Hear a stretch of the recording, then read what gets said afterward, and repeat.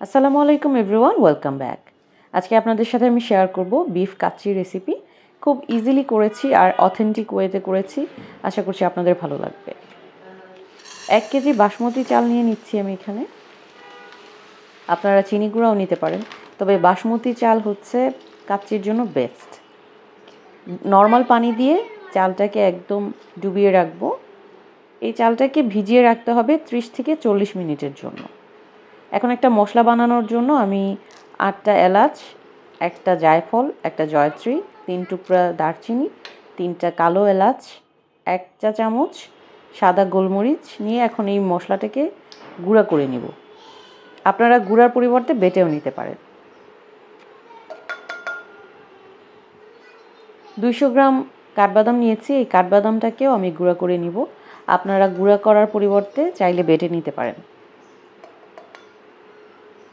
1 mug দুধের মধ্যে আমি জাফরান মিশিয়ে নিচ্ছি, আর এই জাফরান দুধটা কাচ্চিতে রঙের কাজ করবে এবং স্বাদও বৃদ্ধি করবে। সব মিলিয়ে 1 চা চামচের মতো জাফরান দিয়েছি।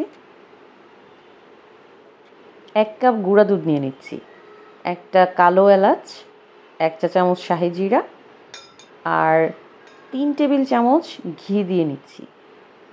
জাফরান দুধ দিয়ে এটাকে একটা দুধের মিক্সচার বানাবো। বাবুর্চির এটাকে দুধ পানি বলে, তো আমরাও এটার নাম দুধ পানি দিচ্ছি। এখন দুধ পানিটা রেডি হয়ে গেছে, এরকম ঘন হয়েছে। 1 কেজি আলু নিয়েছি, আর প্রতিটা আলুকে আমি 2 টুকরা করেছি।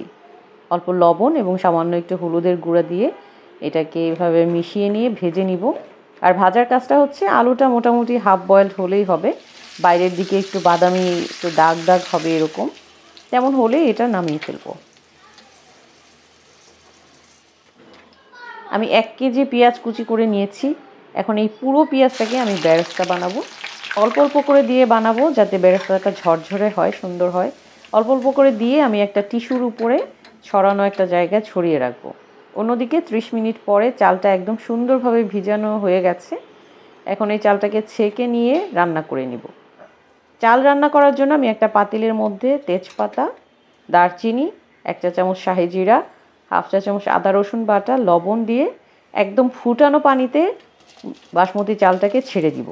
ঠান্ডা পানিতে দেওয়া যাবে না, এটা খেয়াল রাখতে হবে যে একদম ফুটন্ত পানিতে বাসমতি চালটা দিতে হবে। চাল দিয়ে এটাকে সর্বোচ্চ 10 মিনিট রান্না করতে হবে, 6 থেকে 10 মিনিট, এর বেশি না। বলক আসবে না, এরকম যখন হবে দেখা যাবে হাফ বয়েল হয়েছে, তখনই চুলা থেকে সাথে সাথে নামিয়ে এটাকে এভাবে স্ট্রেন করে ফেলতে হবে এবং ঠান্ডা পানি দিয়ে নুডলসের মতো করে ধুয়ে ফেলতে হবে। এখন যেই পাতিলে আমরা কাচ্চিটা বসাবো সেটার মধ্যে আমি 2 কেজি মাংস নিয়ে নিচ্ছি। আমি এখানে গরুর মাংস নিয়েছি, আপনারা খাসির মাংস নিতে পারেন। মাংসগুলোকে বড় বড় করে টুকরা করে নিয়েছি। এর মধ্যে সরিষার তেল দিয়েছি আধা কাপ আদা রসুন বাটা দিয়ে নিচ্ছি, লবণ দিয়ে নিব স্বাদ মতো, যেই মশলা গুঁড়াটা বানিয়েছিলাম সেটা দিয়ে দিচ্ছি।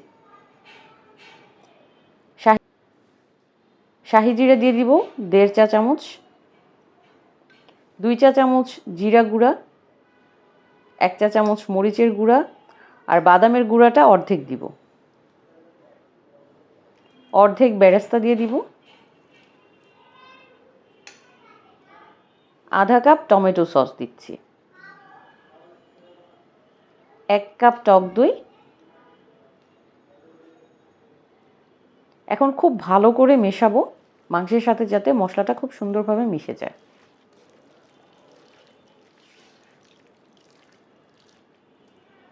মিশানো হয়ে গেলে আমি এখানে 2 গ্লাস পানি দিয়ে নিব, আর পানিটা আমি হাত ধুয়ে ধুয়ে দিচ্ছি কারণ হাতের মধ্যে অনেক মশলা লেগে আছে। পানি দেওয়া হয়ে গেলে এর উপরে এখন ভাজা আলুগুলো দিয়ে দিব। আলুটাকে আমি বিছিয়ে দিচ্ছি। এর উপরে আলু বোখরা দিয়ে দিব 4টা, কিশমিশ দিয়ে দিব কতগুলো, বাদামের গুঁড়া দিয়ে দিচ্ছি, সিদ্ধ চালের অর্ধেকটা এখানে দিয়ে দিব। হাত দিয়ে সুন্দরভাবে বিছিয়ে দিব। আর চালগুলো একদমই ঝরঝরে সুন্দর হয়েছে, উপরে বেরেস্তা ছিটিয়ে দিব।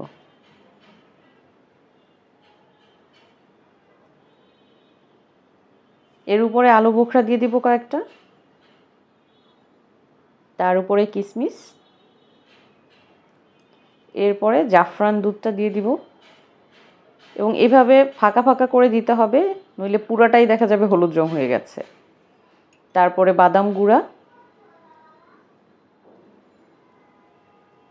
বাকিটা যে চাল রয়ে গেছে অর্ধেকটা সেটা দিয়ে দিব এবং খুব সুন্দরভাবে বাসমতি চালগুলো সিদ্ধ হয়েছে, ঝরঝরে আছে। আর বাকি বেরেস্তা যেটা আছে পুরোটা এখানে দিয়ে দিব। বাকি যে বাদামের গুঁড়া রয়েছে সেটাও পুরোটাই আমরা এখানে ছিটিয়ে দিব।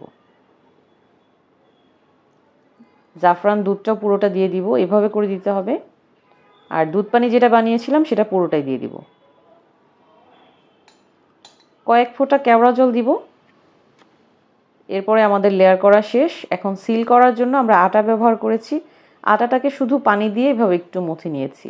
এখন ঢাকনাটা লাগিয়ে পুরো সুন্দর করে ঢাকনাটাকেও সিল করে দিতে হবে, যাতে কোনো বাতাস বাইরে না বের হতে পারে।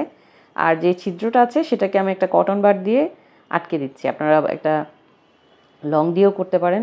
চুলায় বসিয়ে দিব মিডিয়াম লো হিটে, বসিয়ে দিয়ে টাইমার অন করে দিব 1.5 ঘন্টার জন্য। আর যখন 20 মিনিট হবে, 15 থেকে 20 মিনিট, তখন একটা তাওয়ার মধ্যে দিয়ে চুলাটাকে একদম লো হিটে বসিয়ে রাখবো। এরপর অপেক্ষা করতে থাকবো কখন সময় শেষ হবে। যখন 1.5 ঘন্টা শেষ হয়ে যাবে তারপরে হচ্ছে চুলা থেকে নামিয়ে নিব। নামিয়ে এখন আমরা এটাকে বের করব যে কেমন হলো। আর খুব সুন্দর স্মেল আসছে চারপাশ থেকে, একদম অসাধারণ স্মেল পাচ্ছি আমি, আপনারা তো পাচ্ছেন না। আশা করছি আপনারাও রান্না করলে পেয়ে যাবেন।